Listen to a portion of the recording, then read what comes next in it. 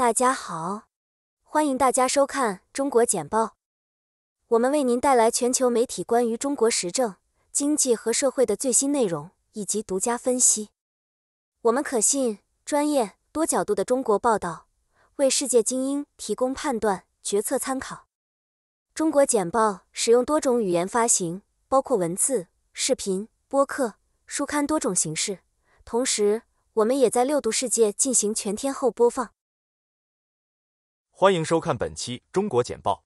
今天是2023年4月12日，在 The China Brief， 我们为您带来来自全球媒体的最新中国政治、经济和社会新闻以及独家专家分析。如果您觉得我们的内容有帮助，请订阅我们的时事通讯。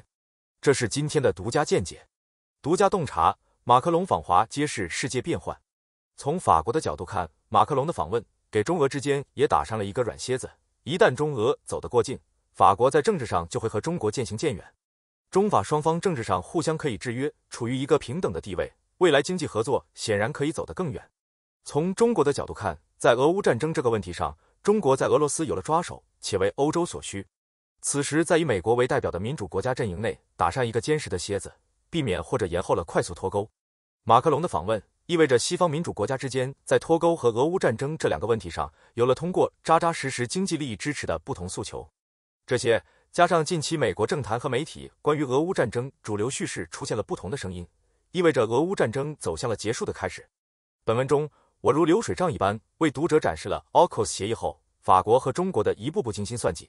我想用这一案例解释的是，这一过程的背后反映的是冷战结束后，世界经济和政治格局已经发生了根本性的改变，用冷战时期的思维和治理框架，联合国、WTO、北约解决冷战后的新问题，如贸易战、中国崛起以及冷战遗留问题，如当今的俄乌战争和未来的朝鲜半岛、台海问题，显然已经过时了，力不从心。具体来说，冷战时期，美苏两个阵营的贸易和经济往来基本为零，两个阵营保持脱钩的状态，因为从来就没有挂过钩，各自有自己的宏大叙事，占领道德制高点，以道德标准来评价对方。冷战之后，国际之间的经贸往来与冷战时期发生了根本性的变化。由于集装箱海陆联合运输系统的发明，国际之间物流成本变得可以忽略不计，出现了供应链的概念，大到手机、电脑、汽车，小到服装、手袋，其中不同部件全部都分散到地球上该部件生产成本最低的地方生产，然后由集装箱运动中国这样的制造大国组装。目前海上运输的集装箱 90% 以上装的都是全球供应链某一环的中间产品，如电脑芯片、内存、显示屏、衣服扣子、拉链、花边，而不是如手机、汽车、服装那样的最终产品。各国之间经济相互依赖程度之复杂，常人难以想象。这样一个背景之下，由美国挑头拉出一个阵营与中国脱钩，或者中美各自挑头拉出两个阵营互不往来，搞新的冷战脱钩，在技术上、经济上、政治上显然变得不可行。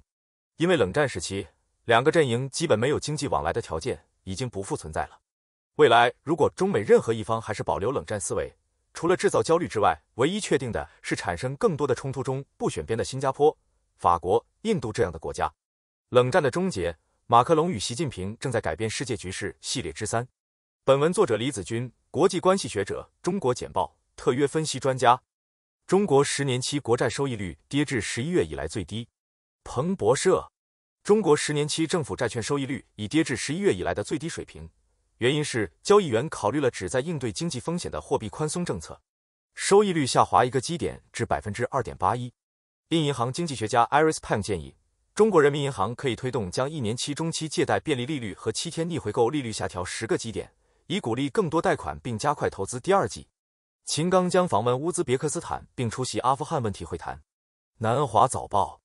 中国外交部长秦刚将访问乌兹别克斯坦，然后与该地区其他外长就阿富汗局势举行会议。秦将与乌兹别克斯坦总统沙夫卡特、米尔季约耶夫和该国代理外交部长会面，讨论中乌关系中的双边高层接触以及共同关心的国际和地区问题。虽然大部分对话将集中在中国和乌兹别克斯坦之间的关系上，但部长们还将讨论有关伊朗、巴基斯坦、俄罗斯、塔吉克斯坦和土库曼斯坦的问题。关于阿富汗的会议将是与中国的第4次此类讨论，讨论将涉及经贸合作，以确保该地区的稳定和增长。会谈的主要焦点之一是建设中国吉尔吉斯斯坦乌兹别克斯坦跨境铁路，这将为中国商品提供第2条陆路通道，有助于稳定该地区。马克龙的评论让台湾高级官员困惑。路透社，马克龙总统在中国发表的涉台言论遭到台湾资深政客尤思坤的批评，这位台湾执政的民进党创始人怀疑法国的建国原则是否过时。马克龙建议欧盟减少对美国的依赖，成为与华盛顿和北京竞争的第三极，同时警告不要卷入台湾危机。法国与台湾没有正式外交关系，但在台北设有事实上的大使馆，并且是强调台湾海峡和平重要性的几个美国盟友之一。国际货币基金组织警告说，亚洲可能因地理碎片化加剧而损失最大。彭博社，国际货币基金组织的一位官员表示，亚洲是受地缘政治紧张局势加剧影响最大的地区。过去5年地缘分裂风险上升，最近乌克兰事件加剧了这一风险，使亚洲成为全球所有地区中风险最大的地区。与此同时，中国本周早些时候在台湾周围动武，让世界注意到了这种危险。北京声称，蔡英文总统上周在美国会见众议院议长凯文麦卡锡，意味着台湾面临成为国际引爆点。斯里尼瓦桑补充说，虽然国际货币基金组织已将其对该地区今年的增长预测上调至 4.6%， 但由于中国重新开放和放宽对 COVID 的严格限制， IMF 已将其对中国的中期增长预测下调至 4% 以下，原因是人口老龄化和生产力下降。本季度股票首次亮相后，富达着眼于在中国推出一系列产品。南华早报，继即将推出以股票为重点的产品之后，富达国际计划今年秋天在中国大陆推出一款固定收益共同基金产品。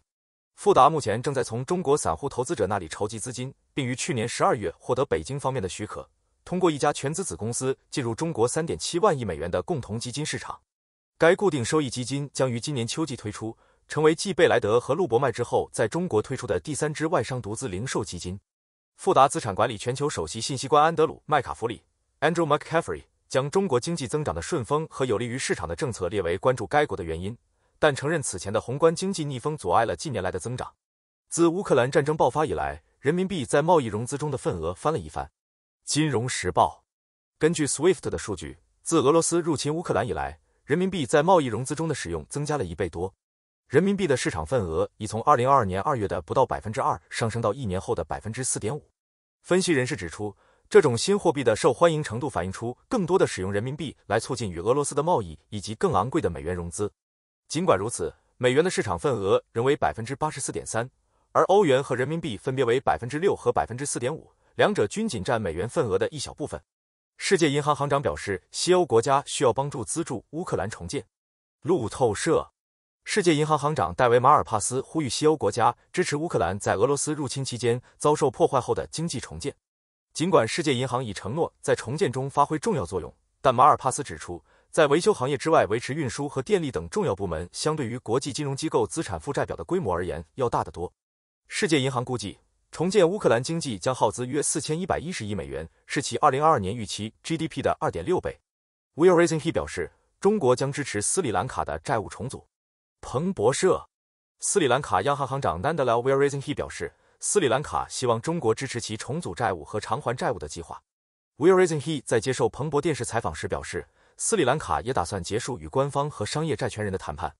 该国的目标是在本月完成其重组蓝图。包括印度、法国和日本在内的主要股权投资者计划在本周于华盛顿举行的国际货币基金组织和世界银行春季会议上公布启动斯里兰卡债务重组程序的计划。新兴市场债务困境和债权人之间的合作是会议的主要议程项目。美菲同意在5-10年内完成安全援助路线图。路透社，美国和菲律宾在华盛顿举行的2+2会议上就交付优先防御平台进行了讨论，其中可能包括雷达、无人机、军用运输机、沿海和防空系统。据报道，前美国国防官员认为菲律宾是火箭、导弹和火炮系统对抗中国2栖入侵台湾的理想地点。这次会议是按照先前商定的方式举行的，内容涉及五角大楼计划在菲律宾领土上用于联合演习和训练等的新加强防御合作协议 EDCA 地点。该协议将允许建造跑道、燃料储存和军事驻防等设施，但不能永久存在。在菲律宾总统小费迪南德·马克斯 Ferdinand Marcos Jr. 的领导下，美菲关系有所改善。他向北京保证，美国可以进入的军事基地不会用于进攻行动，并强调目标是加强菲律宾的防御。泰国新崛起的经济明星地位伴随着警告。彭博社，尽管大流行和持续的政治分歧，泰国经济仍被证明是东南亚罕见的亮点。高盛集团甚至将美国比作避风港。它的特点包括旅游业复苏、低外债和最广泛的贸易顺差。泰铢是上个季度最受追捧的亚洲货币之一，投资者一直对泰国债券充满热情。泰国央行稳步将主要利率上调25个基点，且没有爆发，而且可能即将完成。如果海滩游客和寺庙爱好者的涌入不足，政府就需要加大刺激力度。印度尼西亚经常称赞该地区的转型，而泰国人似乎不愿意抢话筒。相比之下，气候变化和人口老龄化使日本比往常更糟。然而，泰国的乐观情绪确实有一些警告，特别是他对旅游业的依赖。旅游业至少占 GDP 的12%，约占就业的1/5，私人消费约占经济的一半，很大程度上取决于旅游业，尤其是来自中国的旅游业。在 COVID 之前，中国占该国每年4000万游客的28%。尽管中国今年的经济增长预计会比2021年有所改善，但不太可能繁荣，这让泰国很容易受到任何失望的影响。日本否认中国击落失踪军用直升机的猜测。南华早报：日本否认网上有关中国军方卷入最近一架军用直升机在南部冲绳县失踪的事故的猜测。日本防卫省发言人青木武表示，尽管有猜测称中国军队用导弹或导弹击落了这架直升机，但他们尚未证实中国军方采取了与周四路上自卫队直升机失踪有关的行动无人机或攻击飞行器的无线电波。直升机失踪的原因尚不清楚，船上的所有10人仍下落不明，搜索工作因该地区的珊瑚礁而受阻。直升机在东海附近失踪，东海靠近一群有争议的岛屿，在东京被称为尖阁诸岛，在北京被称为钓鱼岛。直升机失踪的宫古岛也在钓鱼岛附近。日本防卫省早些时候曾报告说，有人看到中国海军侦察船和护卫舰在附近海域航行。中国军方未就此事发表评论。中国科学家召开首次会议讨论月球基地计划。南华早报：中国科学家举行了他们的第一次地外建设会议，重点讨论在月球上建立可持续发展的载人基地的计划。来自大学、研究机构和太空承包商的100多名研究人员讨论了月球基础设施、机器人的使用以及在地球上模拟月球环境等话题。有许多挑战需要克服，例如缺水、低重力和强宇宙辐射。然而，嫦娥探月工程总设计师警告称，科学可能低估了月球昼夜温差。蔡英文所在的政党将推选候选人角逐台湾大选即将。彭博社：台湾副总统赖清德有望在2024年大选后成为执政的民进党明年的总统候选人。投票定于1月举行，预计将对全球地缘政治产生影响，尤其是在美中关系日益围绕台湾展开的情况下，北京认为台湾是中国的一部分。蔡英文总统支持拒绝台湾是中国一部分的观点，招致北京的批评，但寻求华盛顿两党的批准。据彭博社报道，赖在独立问题上有过武断评论的历史，尽管支持者认为他已经成长为一名政治领导人，并将继续蔡英文加强台湾未来民主价值观的路线。从红地毯到一片骂声，马克龙备受争议的中国行。纽约时报：法国总统埃马纽尔·马克龙最近访问中国后，因对全球大国关系过于天真而受到批评。在访问期间，总统接受了中国的多极欧洲货币前景没有集团，世界对美元治外法权的依赖程度降低，这引起了人们的注意。总统最近关于台湾安全的评论，以及欧洲避免成为美国附庸的必要性，也让他陷入了困境。这导致法国总统被视为比他任期内任何时候都更加孤立。他希望法国坐在大国谈判桌前的雄心受到北京作为全球冲突仲裁者的挑战而改变的世界有缺陷的。一个在线魔音组处于因泄露军事机密而引起轩然大波的中心。纽约时报： Discord 最近越来越受欢迎，特别是对于超小众社区和更隐秘的团体。Discord 于2015年推出，主要被称为游戏玩家的聊天应用程序，但已开始吸引各种社区，从魔音共享到国际恐怖主义。加密使其难以遵循，并且对 Discord 团体施加的任意和不断变化的限制，最终将寻找极端主义社区的责任推到了公司身上。但随着它在网上的扩张，更多的问题在平台上被发现，从私人国际子社区到联邦情报材料的重大泄露。虽然 Discord 已经引起了情报部门和执法机构的注意，但美国海军最近泄露的大量数据清楚地表明了它的危险性。既然 Discord 已经揭示了更小、更隐秘的服务器所固有的问题，主流社交渠道上大型服务器的成员资格可能会变得更加普遍。Discord 应该加强对不良行为的限制，并确保既然该网站的知识已经扩展到核心社区之外，他们对恶作剧的限制也会增加。美国众议院将就解决华为和中兴潜在威胁的法案进行表决。路透社：美国将正式收紧对华为和中兴出口的控制。参议院已经通过一项法案，阻止美国科技公司通过第三方出口零部件。现在众议院将在下周就旨在限制中国科技公司的进一步措施进行投票。之所以采取这些举措，是因为人们担心这些公司的产品可能会被北京用来监视外国。打击不受信任的海外电信法要求对在北约国家和非盟国安装此类产品进行调查。拟议的立法还将要求上市公司披露他们是否正在使用华为或中兴通讯的设备，并强制确定促进美国国家安全的关键电信项目。卢拉访问上海华为可能激怒美国。彭博社，巴西前总统路易斯·伊纳西奥·卢拉达席尔瓦计划访问位于上海的中国华为技术创新中心，这与美国声称该公司对国家安全构成威胁的说法相矛盾。卢拉对该中心的访问凸显出，作为华为最重要的市场之一，巴西需要抵消美国将华为技术和其他中国电信公司排除在 5G 网络项目之外的压力。同样，德国总理默克尔最近也拒绝了将华为排除在德国 5G 项目之外的呼吁。2021年，美国联邦通信委员会将该公司列入被认为对国家安全构成不可接受的风险的5家中国科技公司名单。此外，由于美国强调与中国的战略竞争，他还寻求建立一个民主国家的倡导团体，将中国视为经济和政治上的主要竞争对手，导致美国寻求与巴西和德国建立牢固的关系。G7 讨论数字货币标准加密监管。路透社，在今年的7国集团 G7 会议上，日本将提出一个数字货币全球监管框架以及中央银行数字货币 CBDC。作为今年的 G7 主席，日本将提出加密资产监管标准化计划。因为自去年 FTX 交易所倒闭以来，各国在虚拟资产监管方面的差异不断扩大。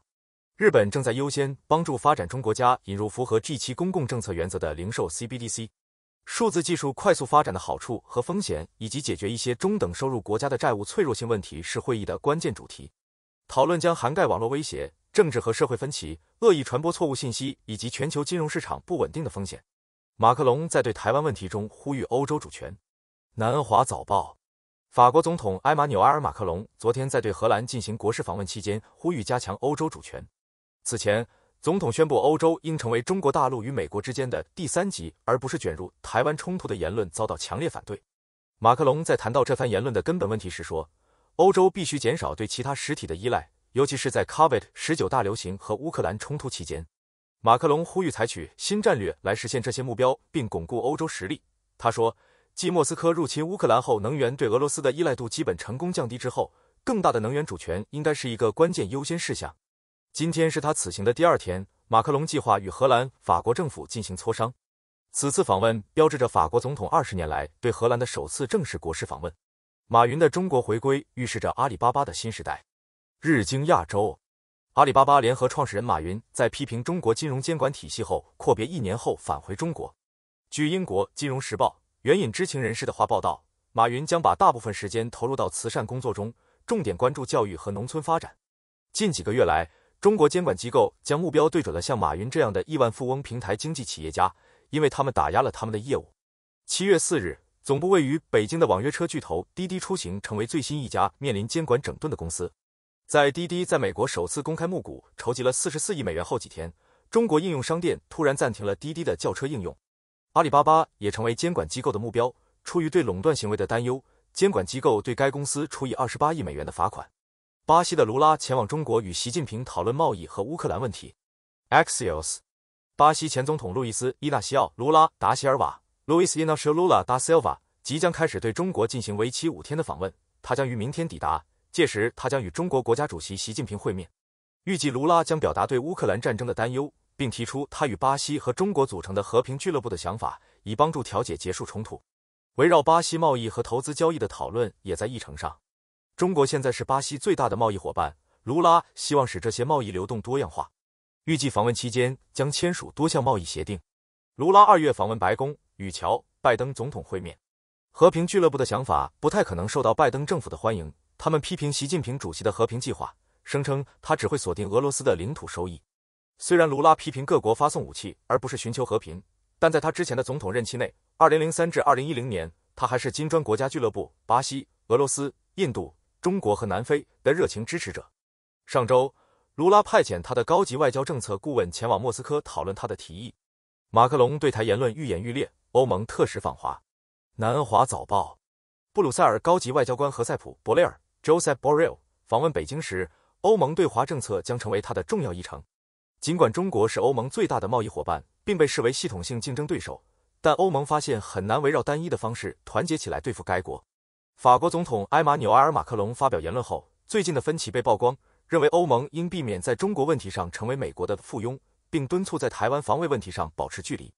这些评论在美国受到批评，导致欧洲呼吁 Borrell 发出综合而连贯的信息。这包括使欧盟经济多元化，以减少对中国关键资源的依赖，需要中国成为乌克兰和平的促进者，并重申欧盟对其一个中国政策的承诺。阿尔巴尼斯将在北约峰会上缺席。悉尼先驱晨报，澳大利亚总理安东尼·艾伯年将不会出席今年的北约峰会，尽管澳大利亚在2021年连续第2年受邀参加跨大西洋集团的年度会议。北约今年的首要议程是乌克兰战争。反对派外交事务发言人西蒙·伯明翰说，阿尔巴尼斯应该参加北约，以表明澳大利亚对基于规则的秩序、我们的民主伙伴和保卫乌克兰的100%承诺。法国总统马克龙等欧洲领导人呼吁欧洲减少对美国的依赖，避免卷入华盛顿和北京之间因台湾问题而发生的任何冲突。澳大利亚外交部长 Penny Wong 决定派一名初级官员参加上周在北约总部所在地布鲁塞尔举行的外长会议，尽管他的亚太外长出席会议是为了帮助协调西方对乌克兰战争和中国日益挑衅的反应。五角大楼的文件泄露对美国及其盟友来说有多严重？半岛电视台，五角大楼正在处理多年来美国最严重的国家安全情报泄露事件的后果。初步报告称，其中包括美国和北约在与俄罗斯的冲突中援助乌克兰的机密计划。然而，现在很明显，这些文件还涉及韩国、中国、中东和非洲的数据。数据泄露的规模令人怀疑美国消息来源，而非盟友对此负有责任。五角大楼目前正在寻找泄露的源头。俄罗斯被指控伪造某些文件以产生错误信息，导致乌克兰和韩国的官员拒绝发布某些内容。错误信息和虚假数据进入这些国家情报部门的前景更加令人不安，因为他们是美国的盟友。美国必须应对外国敌对机构获取他们认为安全的数据的可能性。耶伦看好中国就部分债务重组问题达成一致。路透社，美国财政部长珍妮特·耶伦乐观地表示，中国将在债权国和债务国主权债务圆桌会议的第一次正式会议上就穷国债务重组的某些技术方面达成一致。人们普遍认为，中国在为面临不可持续债务负担的国家提供支持方面发挥着重要作用。中国是全球最大的双边债权国，其债务重组方式因缺乏透明度和单边做法而受到批评。美国官员指责中国推迟完成赞比亚、加纳和埃塞俄比亚债务处理协议的进程。然而，债务专家认为，中国同意为斯里兰卡提供融资保证，可能有助于为圆桌会议注入新的动力。中国正在就新兴经济体债务解决方案进行谈判。华尔街日报，路透社，据报道，中国正在与其他大债权国讨论一项可能为陷入困境的发展中国家减免债务的妥协计划。据不愿透露姓名的消息人士透露，如果正在讨论的计划被接受，中国可能会放弃对多边贷款机构分担任何债务重组交易损失的要求，这可能成为赞比亚和加纳等国达成解决方案的重大障碍。作为交换，亚洲开发银行和非洲开发银行等多边贷款机构和区域合作伙伴将承诺向正在重组债务的国家提供新的低成本融资，包括赠款。据说，新计划可以解决中国与其他政府债权人就重组赞比亚债务达成协议的僵局，并有可能成为其他面临财政困难的发展中国家数十亿美元债务减免协议的蓝图。然后，谈判可能会转向赞比亚债务重组的细节，例如延长还款期限和降低利率。五角大楼文件泄露的主要国家和启示。华盛顿邮报，据学术专家称，聊天应用平台 Discord 等民用软件已成为泄露许多国家秘密军事和间谍战略的关键渠道。专家表示，当与志趣相投的人分享敏感数据相对简单时，心怀不满的内部人士可能不太需要参与中俄式的黑客和泄密攻击或将材料传递给维基解密等组织。由于私营部门的保密协议和对组织内部共享秘密的越来越严格的限制，潜在的举报人也比10年前少了。专家表示，与政府机构相比，攻击者越来越多地瞄准军事目标和预算较少、数据管理政策安全性较低的公司。专家称，可疑的黑客组织 Serial 今年早些时候发布了文件，表明对加拿大天然气基础设施的攻击以及破坏北约系统的共享计划。Discord 上的另一起泄密事件暴露了有关乌克兰的军事战略、总部位于巴黎的金融行动特别工作组在打击犯罪金融家方面的作用，以及中国和其他地区大国的军事野心。社交媒体分析公司 Graphica 的虚假信息专家兼首席创新官卡米尔·弗朗索瓦 （Camille François） 表示，在公众获取机密信息的机会正在减少的时候，举报人士的泄密正在暴露秘密。Discord 在全球拥有超过 2.5 亿用户，是越来越多地用于向公众泄露机密或敏感材料的通信应用程序之一。Telegram 等社交媒体应用程序在与俄罗斯的数据和隐私问题发生冲突后，吸引了大量追随者，他们也受益于寻求不经中介访问秘密数据的人们。Discord 的一位匿名发言人表示，该公司致力于保持平台安全，包括通过充分审核发布不当内容的用户。马克龙的盟友捍卫他对台湾的评论。金融时报在总统暗示欧盟有可能成为北京和华盛顿的附庸后，法国官员团结起来支持埃马纽埃尔·马克龙。这些评论是在马克龙对中国为期3天的国事访问结束时发表的，遭到布鲁塞尔、华沙和柏林官员的严厉批评。一位消息人士警告说，鉴于欧盟在乌克兰冲突中依赖美国的军事支持，马克龙就中国和台湾发表言论的时机无济于事。马克龙说，如果美中双头垄断爆发冲突，我们将成为附庸而不是第三级。马克龙进行了一系列海外外交访问，包括前往非洲和中国，以期远离对其养老金改革的持续批评。但他因担心欧洲与中国的关系而受到批评。欧洲议会议员兼马克龙文艺复兴党领袖斯特凡·瑟茹内 （Stephen Sejourne） 认为，法国必须在两者之间的冲突中扮演平衡力量的角色。我们不想让台湾被中国侵略，相反，我们希望缓和紧张局势，并发出我们自己的声音，塞茹内说。迄今为止，白宫官员一直避免批评马克龙在中国的努力。在法国一个棘手的政治时期，马克龙现在面临在荷兰的2天，他的国内政策遭到广泛抗议。与此同时，波兰总理马特乌什·莫拉维茨基也质疑总统与中国和俄罗斯合作的计划，转而强调美国对波兰安全的重要性。来自法国左翼政党的欧洲议员拉斐尔·格鲁克斯曼 （Raphael Glucksmann） 对马克龙访华期间允许自己向中国政权下跪所造成的损害提出了强烈批评。分析，马克龙希望欧盟在中国问题上团结一致的目标因这次旅行的后果而落空。路透社，法国总统埃马纽埃尔·马克龙 （Emmanuel Macron） 发现自己陷入了困境，因为他最近呼吁欧盟减少对美国的依赖的言论凸显了欧盟内部的分歧，这激怒了东欧国家。这些政治家和外交官将美国视为其安全的基础，并认为与美国的关系至关重要，尤其是考虑到华盛顿在帮助乌克兰抵御俄罗斯入侵方面发挥了关键作用。相比之下，许多西欧国家支持欧盟与中国加强接触，并同情马克龙推动欧洲战略自主的做法。然而，即使是他的一些支持者，也对他对中国之行的处理方式，以及他在世界事务中与美国和中国一起建立第三级别的呼吁感到失望。马克龙的评论是在访问中国期间发表的，旨在展示欧洲在中国政策上的团结。然而，采访的时间是有问题的，因为是在高调访问结束时，北京正在台湾附近进行军事演习。马克龙的言论被认为特别直率，并且在与华盛顿的任何后果方面可能会产生问题。马克龙强调，欧洲必须加大对自身安全的投资，但并没有暗示欧洲应该在地缘政治上与华盛顿和北京等距，只是说欧洲的利益有时会与美国的利益不同。一些政府更赞同马克龙的议程，例如德国、意大利和西班牙，他们也支持欧盟与中国进行强有力的接触，但认为这种分裂可能会为中国的地缘政治阴谋所用。马克龙在访问荷兰时制定了他的欧洲计划。RFI， 法国总统埃马纽埃尔·马克龙 （Emmanuel Macron） 概述了他对欧盟未来的想法，重申了他最初于2017年提出的旗舰欧洲计划。马克龙声称，面对美国政策和中国与中国日益增长的经济联系，欧盟必须改变其做法和俄罗斯。在他的提议中，这位法国领导人主张共同的国防预算、合理化的移民和庇护政策、更强大的民主和大众辩论。他的演讲是在荷兰向国际学生听众发表的，以纪念欧洲大会成立75周年。